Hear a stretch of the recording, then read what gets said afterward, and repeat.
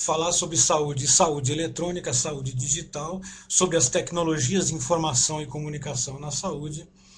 É uma situação bastante positiva do ponto de vista da surpresa. As surpresas estão nos fatos que a gente tem, principalmente no mercado nacional, e que não traduzem a realidade do que está acontecendo nessa área no mercado internacional. Né?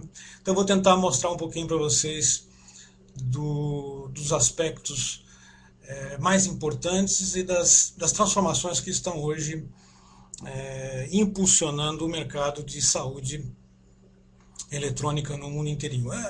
A palavra e-saúde, e-health, saúde eletrônica, saúde digital, isso é um neologismo e pode ter várias outras, e-healthcare, vários outros neologismos compatíveis com ele. Ele, no fundo, significa uma expansão que está ocorrendo desde o final, desde a segunda metade do século XX, quando praticamente todos os mecanismos de gestão, de administração do custeio da saúde começaram a se tornar ineficientes e pouco produtivos para que os sistemas de saúde conseguissem ter alguma estabilidade, algum equilíbrio no custeio. Né? A partir da década de 80, do século XX, meados da década de 80, esse problema se intensifica e os países do primeiro mundo, principalmente eles, começam a pensar seriamente que essa equação traz uma enorme desproporção na visão do futuro. Quer dizer, em plena década de 80, os mecanismos para controlar esse custeio e a qualidade do atendimento passaram a ser cada vez mais complexos e delicados. Né? Na saúde pública se questionava, começou a se questionar os recursos que poderiam vir que vinham, né, secularmente através dos impostos. Essa equação estava se esgotando e na saúde privada, no sistema de saúde privado, a possibilidade de repassar esse custeio para o usuário final, para o consumidor, também se mostrou cada vez mais complexa e difícil. Né? Praticamente Grã-Bretanha, Canadá, Austrália, França, alguns dos países que tinham já a saúde pública bastante bem equacionada começaram a se debruçar sobre todas as situações que podiam, de alguma forma, no futuro, reverter ou minimizar ou adequar essa balança, esse desequilíbrio entre o que se tem para gastar e o que se gasta. Né? Nós vamos ver aqui que todos esses problemas, de certa forma, eles começaram a passar no final da década de 80 e passam até hoje.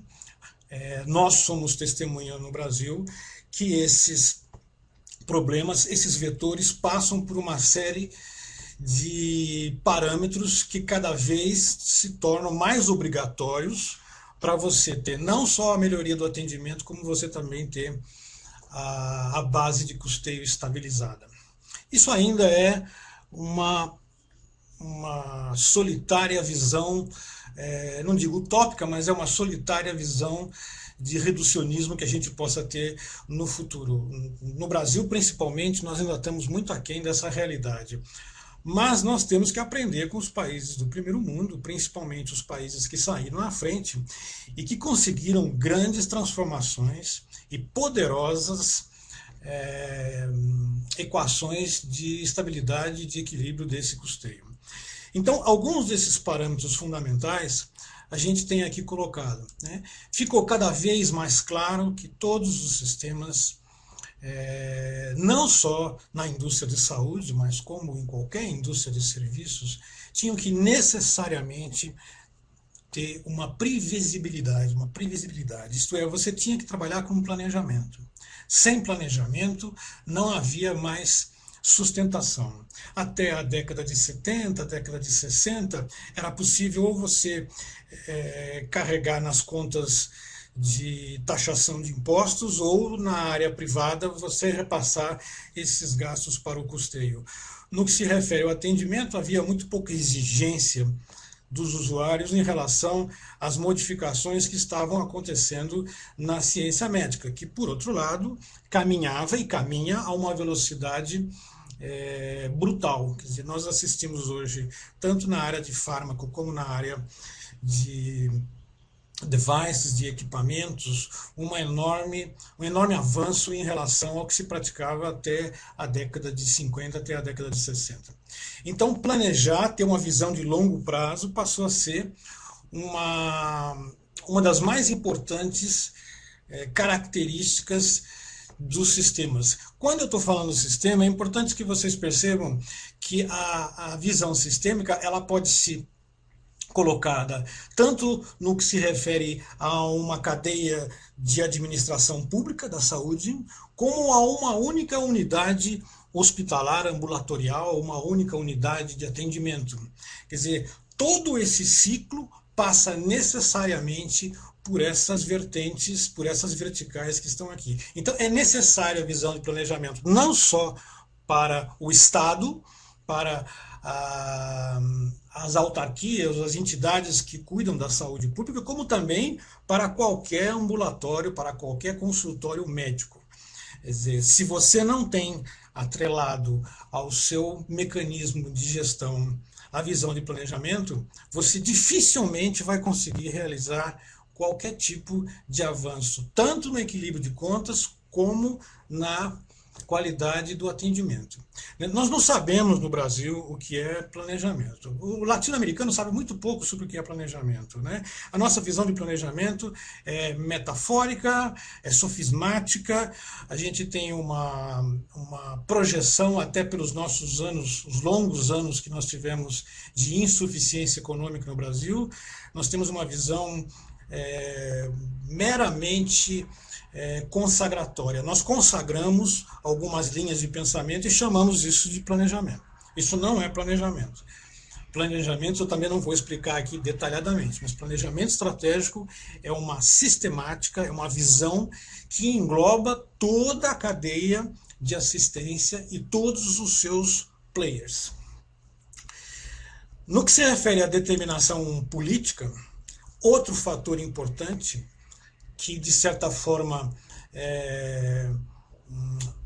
os países que têm uma identidade republicana conseguiram sair na frente com mecanismos para estabelecer políticas claras, projetivas, de longo prazo, como é o caso, por exemplo, do Chile, que pudessem dar sustentação a esse planejamento que eu me referi antes. Não adiantava você ter um planejamento, não adiantava você imaginar o que vai acontecer na saúde nos próximos 10, 20, 30 anos, se você não tiver algum determinismo político para conseguir sustentar essa realidade. A determinação política nos países de primeiro mundo, nos países do grupo do G7, por exemplo, você teve um exemplo claro agora, quando os Estados Unidos, tão logo o novo presidente entrou, ele imediatamente adotou uma postura determinística, uma postura clara em relação ao sistema de saúde, colocando uma série de posições. É isso que eu chamo de determinação política. O planejamento já estava feito. O que precisava era uma atuação política, não só do Congresso, como também do presidente da República. A prevenção, quer dizer, deve ter médicos aqui que estão participando e é extremamente importante que o conceito de prevenção seja visceral. Quer dizer, embora tenha alguns autores ultimamente que tenham falado muita bobagem sobre o conceito de prevenção, não dá para você pensar num critério minimamente controlável de qualquer sistema, de qualquer unidade, de qualquer player da cadeia, se você não tiver lastreado um mecanismo de prevenção, um ou mais mecanismos de prevenção. Quando eu estou falando prevenção, eu não estou falando da prevenção política, aquela que é feita através de campanhas, através de programas solitários e que rendem algum tipo de resultado. Sempre rende algum tipo de resultado. Não, eu estou falando de uma prevenção que vai até a base de sustentação da escolaridade do público infantil. Quer dizer, o público infantil deve ter claramente uma noção de prevenção muito mais importante para ele do que as noções sobre geografia, quais são os mecanismos revolucionários da América Latina. Muito mais importante ser dado para ele as noções básicas sobre sustentação da sua saúde, sobre prevenção da sua saúde e do seu bem-estar. O diagnóstico precoce passou a ser cada vez mais real a partir do avanço da ciência médica. A ciência médica conseguiu um arsenal de equipamentos, principalmente na área de imagiologia, capaz de dar sustentação a grande parte da precocidade de várias patologias, né? E essas patologias são cada vez mais contam cada vez com mais procedimentos terapêuticos, quanto mais cedo elas são diagnosticadas. Então também é outra vertical, é outro elo que não pode sair fora dessa equação de sustentabilidade de um sistema de saúde, seja a cadeia como um todo, seja um único hospital isolado no norte de Rondônia, não importa. Quer dizer, eu estou falando sobre mecanismos que têm a ver com a sustentação, com a suportabilidade da empresa ou do sistema. A educação dos usuários, como eu já citei aqui, ela passou a ser quase que um mecanismo de informalidade, né? Porque com a internet, com o enorme arsenal que traz a web, você consegue ter hoje muita informação que, de certa forma, educa ou pelo menos baliza as informações que o paciente ou que o usuário precisa ter. No caso da educação, eu estou colocando um formalismo maior. Como eu já me referi, que as escolas de primeiro grau tivessem até o final, até a universidade, tivessem cadeiras especializadas para cada uma a seu termo explicar para o público infantil todos os problemas inerentes à não conservação da sua saúde. Basta ver a obesidade infantil hoje, que acontece não só no Brasil, como em qualquer país ocidental.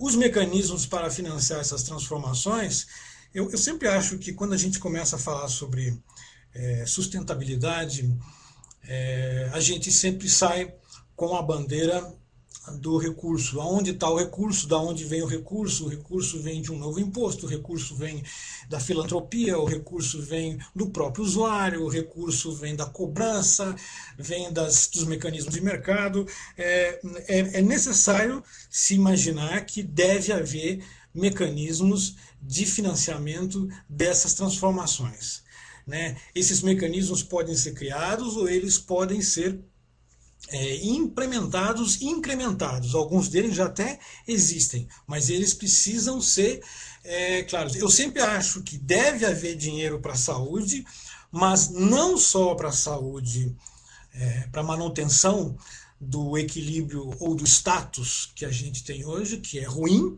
mas também fundos para investir nas novas transformações, que a gente vai dar uma olhada aqui quais podem ser.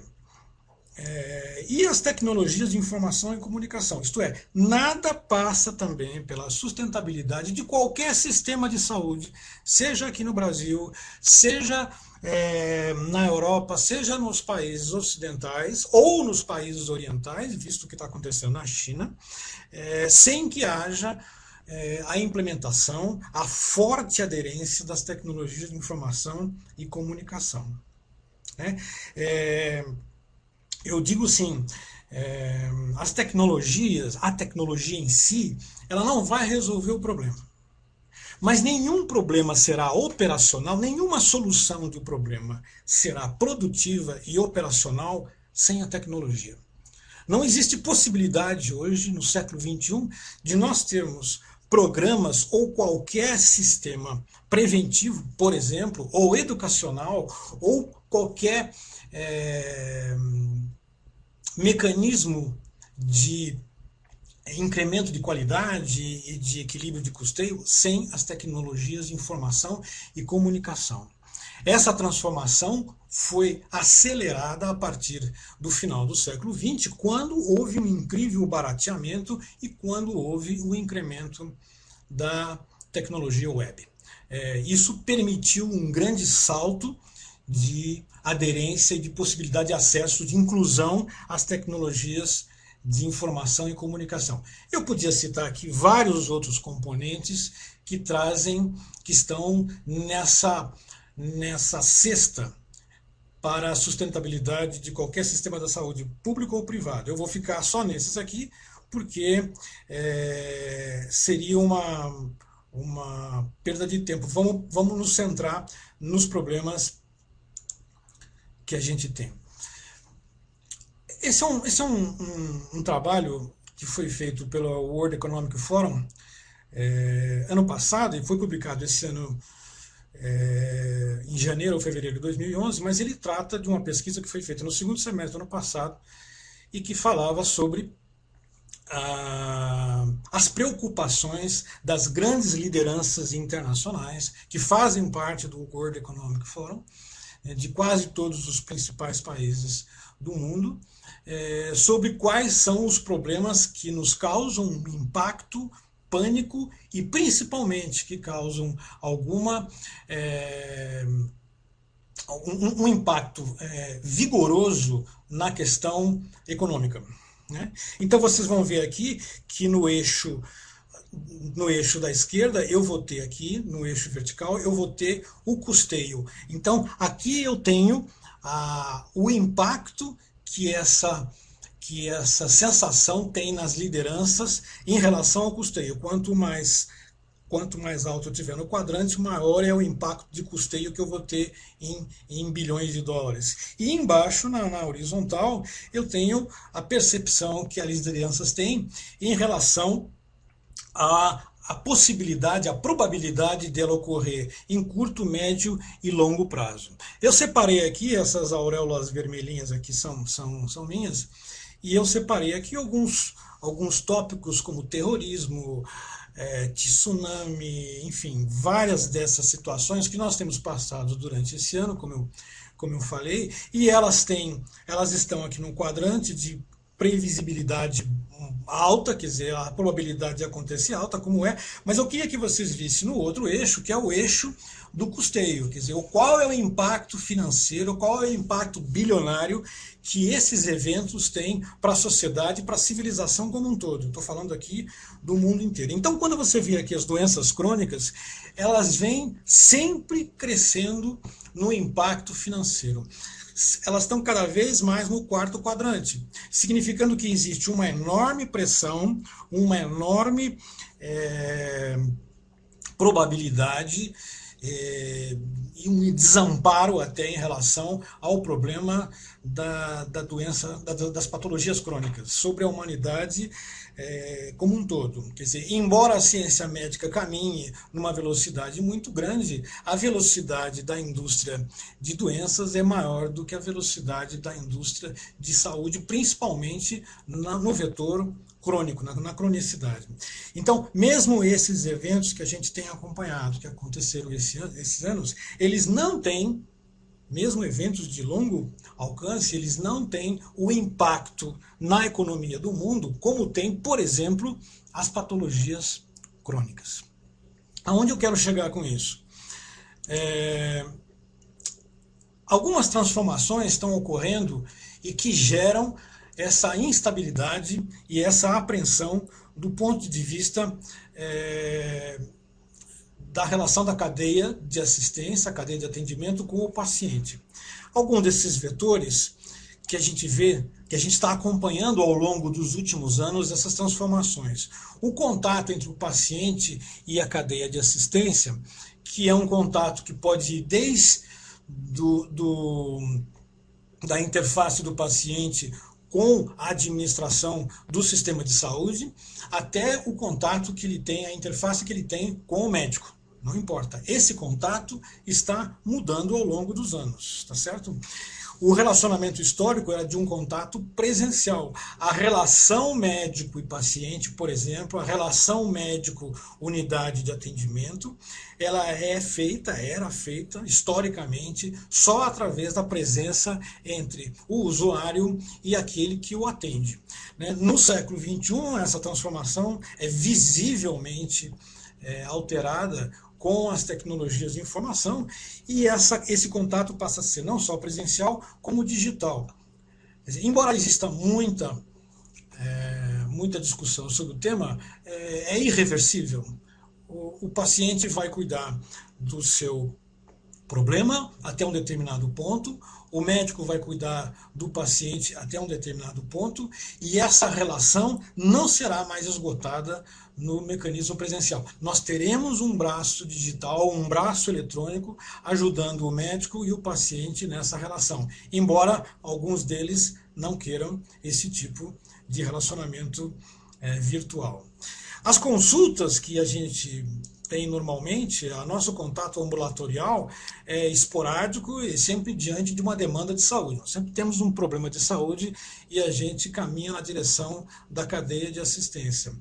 A gente está assistindo que no século XXI, principalmente nos países que já têm uma inclusão digital muito grande, esse problema, essa relação acontece mesmo sem ter uma demanda fisiológica, uma demanda patológica. Sempre começa a se pensar de que a relação de bem-estar seja tão importante quanto a relação. Por aqueles setores que eu falei antes, previsibilidade, predição, prevenção, existe uma interação cada vez maior no sentido de que essa relação seja feita não só mais esporádica, mas que atenda ao bem-estar do paciente. A posição do médico, vocês todos sabem, é uma posição historicamente messiânica, é uma posição imperial. Menos porque ele goste disso, mas quem cria esta relação, quem criou essa relação foi o paciente. O paciente adora essa matiz, né? Esse degradê que inclui ele e o médico, e ele transforma, ele repassa para o médico grande parte das suas responsabilidades. Eu sempre digo que o paciente é um irresponsável, um mentiroso, por definição, todos nós somos, nós mentimos para o médico, mentimos para a família, mentimos para nós mesmos, que está tudo bem, que não temos nada, e a gente transfere a responsabilidade sobre esses problemas para o nosso médico. Então, ele, ao longo da história, criou uma responsabilidade, adotou uma responsabilidade que não lhe cabe. O meu último livro, que eu estava me referindo, ele trata só disso. Ele trata sobre como está mudando o perfil do médico com esse novo padrão comportamental do paciente. O tratamento era definido unicamente pelo médico. Cada vez mais nós temos hoje uma visão conciliatória entre aquilo que o médico diagnostica, aquilo que o médico propõe como procedimento e aquilo que o paciente percebe, a percepção dele sobre o que ele deve fazer, e quando ele tem dúvidas ele procura nos canais eletrônicos mecanismos que possam ajudá-lo a se autodiagnosticar, certo? Quando eu estou falando sobre autodiagnosticar, eu tenho certeza que os conselhos de medicina ficam extremamente preocupados com esse discurso. Mas eu não vim aqui para tratar do assunto de forma moral. A mim não me interessa a moralidade ou a imoralidade, eu vim aqui para constatar um fato. O fato é esse. O fato é que o médico de certa forma, vem ao longo dos anos e vai ao longo dos anos, cada vez no perfil social, na pirâmide do perfil social, perder essa visão messiânica que lhe foi imposta pelo paciente. Se isso é bom ou é ruim, depende do perfil do médico. Para uns pode ser bom, para outros pode ser ruim. Eu acho que para todos eles é ótimo, porque desencarrega eles de uma série de responsabilidades que não lhe cabe e que são inoportunas e causam enorme fricção na relação do paciente com o sistema de saúde e com o médico. As informações clínicas, elas são poucas, técnicas, são difíceis de serem entendidas pelo paciente. E a tendência no século XXI é que haja um maior volume de informações, que essas informações sejam cada vez menos técnicas, que sejam bilaterais. Isto é, o médico traz a sua informação e o paciente também não deixará de trazer a sua informação. Esse equilíbrio vai permitir desobstaculizar um monte de situações que hoje tem na relação médico-paciente. O perfil do paciente é até então, e ainda é em grande maioria, um perfil omisso. O paciente ele é omisso, ele é insustentavelmente omisso, tá certo? Ele é de uma irresponsabilidade total. A partir de um determinado momento, quando ele é cobrado pela sociedade, e será cobrado pela sociedade organizada, não vamos nos iludir contra isso, nós caminhamos para ter seguridade clínica, seguridade médica, seguridade em saúde, para ter mecanismos de seguro público, todos eles com contrapartidas do paciente. O paciente vai ter que fazer exame anual, o paciente vai ter que fazer exigências para ter a sua reciprocidade de custeio. Isso é uma realidade que ainda pode ser tímida no Brasil, mas ela é uma realidade em quase todos os países e vai se tornando até uma exigência, e vai se tornar até uma exigência da própria sociedade, que vai querer mais participação nessas decisões sobre a saúde em geral. E os registros clínicos, né, o tão famoso prontuário do paciente, ele é em papel, né, ele é secularmente em papel, e a tendência e a realidade é que ele seja digital. Quer dizer, eu não quero fazer um espaço para falar sobre prontuário eletrônico, tá certo? O prontuário eletrônico para mim é um axioma. Esse assunto para mim está esgotado e está morto. É uma questão de quando e como. Não é mais uma questão imperativa, no meu juízo, sobre o que vai acontecer na cadeia de saúde, tanto no Brasil como no resto do mundo, porque nós todos estamos interligados. Esse assunto, para mim, está esgotado. Se ainda não está esgotado por parte da comunidade médica ou por parte da comunidade administrativa, estará a seu tempo. Tá certo? Estará a seu tempo. Vim aqui ficar discutindo da necessidade é um discurso que todos vocês da SBI estão cansados de saber. Para mim, isso é irreversível. Tá certo? Cabe agora saber, por isso que eu escrevi esse terceiro livro, para mostrar qual é o papel que cabe ao médico para ele absorver essa realidade. Esta realidade não é mais uma realidade opcional.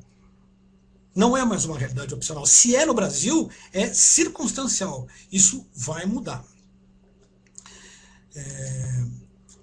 Então, eu tenho na cadeia de valor, na cadeia de atendimento à saúde, na cadeia que provê saúde, eu tenho cada vez mais uma homogeneidade de interesses. Esse paciente mais informado, mais consciente do seu papel, consciente da sua saúde, esse paciente que exige que a escola dos filhos provê proveja algum tipo de noção sobre saúde, esse paciente que está interagindo com os sites na web, com os jornais, não há uma mídia nacional, seja semanal, seja diária, não há um jornal, não há um canal de televisão que não tenha se debruçado, que não tenha como uma visão absurdamente clara a prover informações e prover discussão sobre o ambiente em saúde. Então, esse paciente é a utilização eficiente e efetiva das tecnologias de informação e comunicação em saúde na área clínica, mais especificamente na área clínica, tá certo? Para separar um pouco desse hábitat, esse hábitat tecnológico em que se incide várias tecnologias, mas que tem pouco a ver com a gestão do paciente. Não estão centradas no paciente, estão centradas em mecanismos de administração, mas não em mecanismos de gestão do paciente. Então, modernamente, cada vez, dentro da indústria de serviços de saúde, cada vez se separa mais aquilo que tem a ver com o paciente. Enfim, aqui tem alguns exemplos, né? O prontuário digital talvez seja o exemplo mais tangível sobre a realidade das tecnologias de informação na área de saúde, né? Ele se tornou um ícone das transformações, ele é cada vez mais necessário e por isso mesmo que para mim ele está esgotado a discussão se ele é bom ou se ele é ruim. Quer dizer, eu talvez esteja frustrando alguém, mas eu não vou me perturbar em discutir se o prontuário eletrônico é ou não é. É como discutir para mim se a minha conta corrente deve estar na web ou não deve estar na web. Essa é uma discussão jurássica. Os sistemas de gestão hospitalar, tem vários deles, eles estão cada vez mais interoperáveis com o prontuário digital, os registros nacionais de saúde, como já existe na Alemanha, na Áustria, como já existe na Jordânia, como já existe em alguns países da África, como já existe em alguns países da América Latina, como o Chile, e como nós estamos tentando aqui, de forma como gladiadores, incutir na visão pública do que é necessário, do que não é necessário, do que é importante, do que não é importante. Né? Outro dia me perguntaram numa conferência qual que era o que eu achava que era a missão, né? Qual que era o objetivo do ministro da Saúde, do Ministério da Saúde, por conclusão óbvia, né? Qual que seria a missão? Então eu devolvi para a plateia a mesma pergunta. O que vocês acham que é a missão, que deve ser a missão do ministro da Saúde, qual que deve ser o seu objetivo, qual que deve ser o núcleo do seu trabalho? E as pessoas me disseram, não, salvar vidas, fazer a gestão da cadeia pública de assistência, enfim, todas as respostas protocolares para esse tipo de situação. E eu disse a eles que, para mim, a missão do ministro da Saúde do Brasil, né, ou de qualquer país minimamente economicamente viável, é uma visão sistêmica transformadora. Isto é, a missão do ministro da Saúde do Brasil deve ser mudar o mundo, menos mudar as coisas e mudar como as coisas são feitas. Mudar o mundo. Eu vou dar um exemplo rapidinho e prático para mostrar isso para vocês. Hoje nós temos um sistema de telecomunicações que nos surpreende a cada dia. Nós temos 200 milhões de linhas de telefonia celular, nós temos uma enorme conectividade nos grandes centros, nós temos hoje interoperabilidade com quase todos os países, com quase todas as transações. E veja bem, o que aconteceu? Em 1993, havia um ministro que era um louco, né? Era um utópico, era alguém que veio para mudar o mundo. Ele não veio para fazer as coisas como elas estavam sendo feitas, que é o Serjão, o famoso Serjão. O Sérgio, o sobrenome dele me escapa agora. E que é esse cidadão que depois até veio a falecer pouco depois? Ele veio para mudar tudo. Ele veio para transformar tudo. eu não sei se essa é uma visão utópica, mas ela aconteceu. Ela aconteceu aqui no meu país. Ela aconteceu dentro de uma área crítica, que é a área de telecomunicações. Então, a nossa sensibilidade política deve entender que o papel tem que ser transformador, tem que ser mudar o mundo. Se nós não entendemos que tem que ser mudar o mundo, nós não vamos avançar. Nós vamos avançar de forma incremental. Então, todo o mundo avança pela escada, pelo elevador, e nós continuamos pela escada. Parênteses fechados. Outros exemplos, suporte à decisão clínica. Nós estamos vivendo a última geração de médicos que vai ter que tomar todas as decisões sem auxílio de um decision maker eletrônico. Essa é uma das últimas gerações. Quer dizer, não cabe pretender de que um médico saiba tudo em todas as circunstâncias, tem um diagnóstico perfeito, tem uma visão do todo, tem uma visão do histórico, tem uma visão de todos os casos que já passaram por isso. Ele vai ser suportado por sistemas de decisão que são cada vez mais fáceis de serem manipulados, estão cada vez mais baratos, e nós não vamos conseguir fugir disso. Essa é uma vertente de e-health inexorável. Outras, a telemedicina, telehealth, o avanço da telemedicina, que agora chega no diagnóstico básico, no primary care, de uma maneira absurda. Quer dizer, o que eu tenho visto no mundo hoje em termos de telehealth é inimaginável para mim há 5 anos atrás. E eu coloquei aqui mobile health, mHealth, porque nós estamos dentro de uma revolução de mobilidade que eu descrevo bem no meu livro, para mostrando que é quase que irreversível o papel da mobilidade na área de saúde.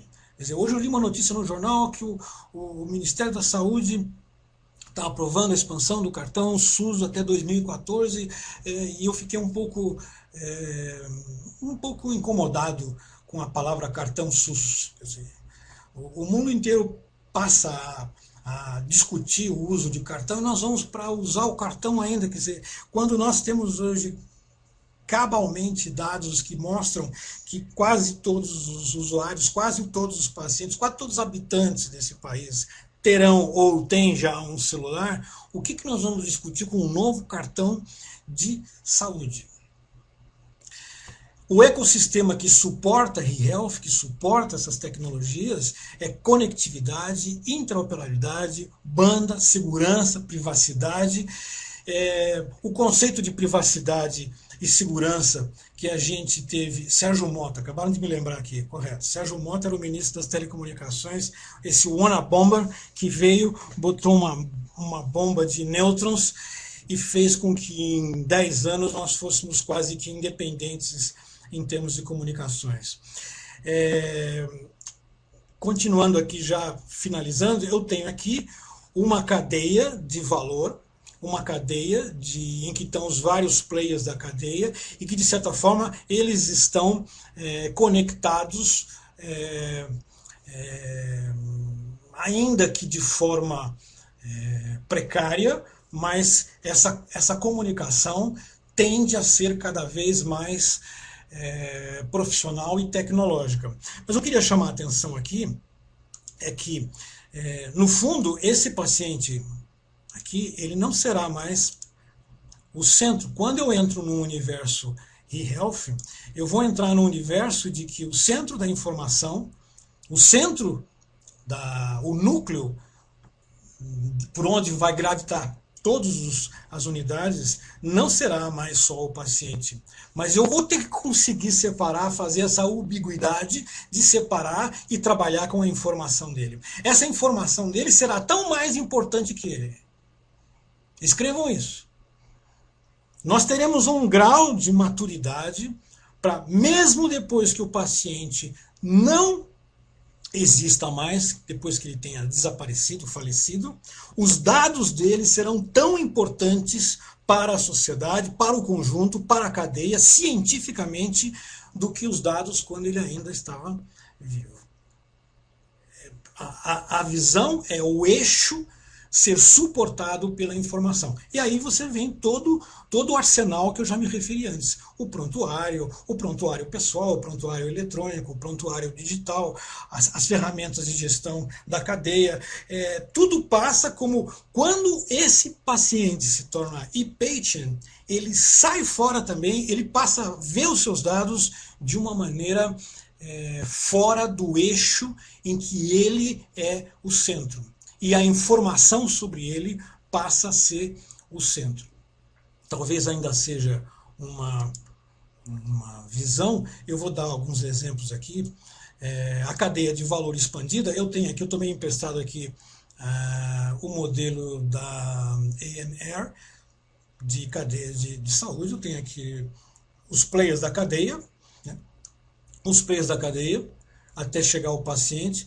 Eu tenho essa parte chamada de Life Sciences, historicamente. Eu tenho aqui a manufatura, que trabalha com os insumos tangíveis, e eu tenho aqui a indústria de assistência à saúde. Essa cadeia está mudando rapidamente, porque ela está sofrendo pressões, grandes pressões, por essa demanda de consumidor novo, por esse e-patient, que traz um bloco de exigências maior e mais sensível à cadeia, por causa das novas demandas da comunidade médica, que exige cada vez mais suporte às suas decisões, aos seus procedimentos, a falência do custeio do sistema de saúde, como eu já falei, as patologias crônicas, como eu já falei. Tudo isso pressiona a cadeia de saúde e mostra que ela vai aos poucos se expandindo. Então, a histórica cadeia de assistência à saúde que nós tínhamos até o século XX, em que cada compartimento era estabelecido, era nuclearizado e inseparável, ele está começando a ser demolido. Tá certo? Eu dou alguns exemplos aqui. Novos players, se você quiser usar o Porter, são os entrantes, são os novos jogadores desse sistema, e eles, de certa forma, ou vão tomar o lugar dos players antigos, ou vão abrir espaço com os seus novos negócios, que de certa forma não são compatibilizados, não são entendidos pela cadeia historicamente. Eu dou alguns exemplos. O Day Hospital, ele entrou dentro da cadeia de assistência à saúde aqui, na Índia, na Europa, em qualquer lugar, e o número de empresas de verticais da área que não fazia parte de um hospital, que não fazia parte de uma unidade, está crescendo e está ganhando espaço dentro dessa cadeia. Está transformando, está expandindo, está abrindo espaço, às vezes tomando lugar do espaço que lhe cabia à própria unidade hospitalar.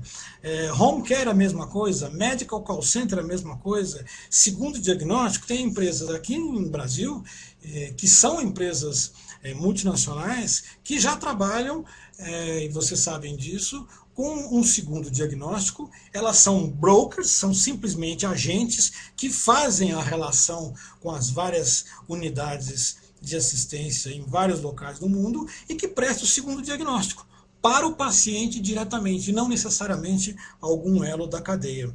E assim vai, várias empresas, vários tipos de componentes estão, de certa forma, eu não queria dizer explodindo a cadeia, mas estão expandindo ela. Cabe a nós identificar que tipo de expansão é essa, que tipo de característica cabe a nós, que somos, de certa forma, líderes e que, de certa forma, acompanhamos todo o histórico dessa transformação.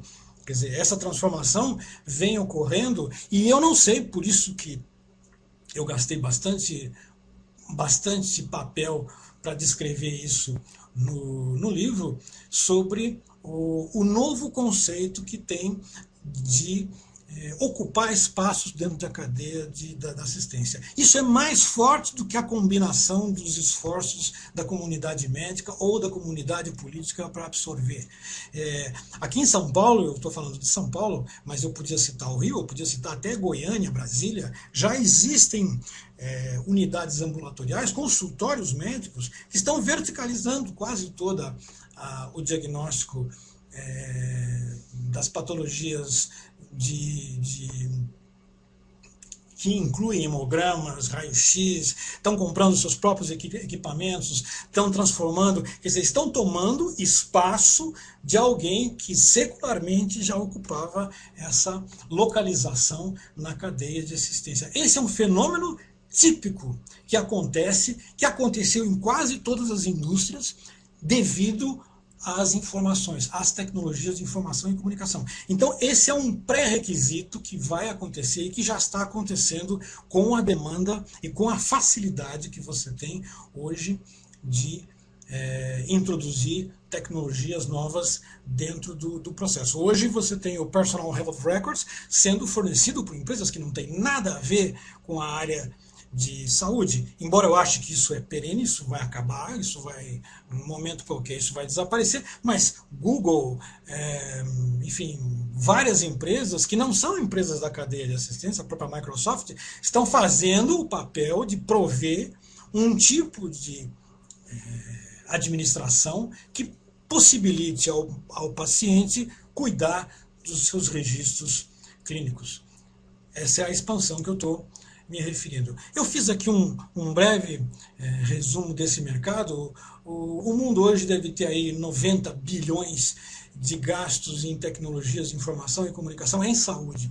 Esses são alguns dados, detalhes sobre esses dados vocês vão encontrar no último capítulo do livro, em que eu falo sobre todas as projeções de mercado na área de health. A China, por exemplo, a China, como em tudo, é um espanto, né? Ela projeta investir 20% ao ano em health, e ela tem feito isso desde 2004. A Austrália caminha largamente para utilizar cada vez mais as tecnologias no setor de saúde. Os Estados Unidos têm agora um enorme apoio do governo federal, e eu tenho um capítulo que eu só falo sobre o Obamacare, sobre os investimentos que estão sendo feitos especificamente para introduzir os sistemas de e-health na cadeia de assistência. A Europa prevê um crescimento anual de 10% ao ano. Isto é, contrabalançando as notícias ruins que nós temos diariamente, como a que eu citei no início, terremotos, tsunami, o mercado de e-health é expansivo em qualquer um dos vetores que vocês quiserem trabalhar. Pega qualquer um deles, mobile, pega na parte de gestão de suporte à decisão, na parte de gestão remota, existe um enorme e eficiente mercado para ser explorado. No Brasil, ele ainda é lento, mas porque o Brasil, em geral o latino-americano, ele tem uma dificuldade para sair da inércia, para vencer a inércia. Depois que ele consegue vencer a inércia, ele tem mobilidade para fazê-lo. O problema é vencer essa inércia, o que não é uma coisa fácil. Nós vamos fazer uma Copa do Mundo e uma Olimpíada, né? Eu vi no jornal ontem, ou hoje, que uma delegação da Federação Internacional que cuida da Copa do Mundo veio aqui, fez uma reunião e fez uma série de cobranças, uma série de situações, dizendo, olha, o seu prazo está correndo. O planejamento, como não é o nosso forte, nós sempre temos uma visão factual sobre isso. Eu não tenho dúvida de que vai sair uma boa Copa do Mundo, mas vai sair uma boa Copa do Mundo pela pressão internacional, pela pressão das federações, e não por moto próprio. Não, isso não vai acontecer. Então é a pressão do paciente, desse novo paciente, dessa nova condição, que vai fazer com que haja uma movimentação. Ainda pode ser que faça parte dessa visão utópica. Ainda não vi o nosso Sérgio Mota, ainda não encontrei ele, mas a hora que ele existir, nós embalamos com grande facilidade, porque nós temos muita maturidade tecnológica, nós temos uma indústria de software plena, capaz, e hoje você pode ter uma indústria de software que não seja plena, que não seja capaz. Basta que você tenha um bom gestor de contratos. Você faz relação com qualquer tipo de país, com qualquer tipo de empresa, e absorve rapidamente as tecnologias necessárias para esse setor. Precisa ter um pouco de apoio, de suporte e de informação, né? Eu lembro do projeto ILUPAS, que é um projeto para prover informação para as partes envolvidas nessa transformação. O Dawkins é um cientista, um belo de escritor, um grande polemicista, escreveu um livro, O Maior Espetáculo da Terra. Ele tem uma frase que eu acho genial, que está no quarto capítulo do livro. Se a tecnologia da genética molecular continuar a expandir-se no atual ritmo exponencial, por volta do ano 2050, determinar a sequência completa do genoma de um animal será barato e rápido, quase tão fácil quanto medir a temperatura ou a pressão sanguínea. Ele é um dos maiores cientistas hoje britânicos e tem uma enorme respeitabilidade. Quer dizer, esta frase é uma frase contundente para mostrar de que o grau de transformação ele é muito rápido. 2050 é ali, 40 anos, e irreversível. Essa irreversibilidade é que tem que dar sustentação para a gente avançar de maneira mais rápida. Eu tenho aqui os 3 livros, devia ter o terceiro que não entrou aqui, por algum motivo, não sei. São 3 livros que fazem parte da trilogia A Revolução He-Health. O primeiro, He-Health, foi publicado em 2006, onde se faz um apanhado geral sobre essa tendência, né? Depois eu falo sobre o e-patient, que é o novo perfil do profissional, e por último eu falo sobre o médico, o e-doctor, que é quais são as tendências de transformação que estão ou já estão claras ou são inevitáveis ao longo dos próximos anos. Nossa, falei 50 minutos. Sabatini, desculpe.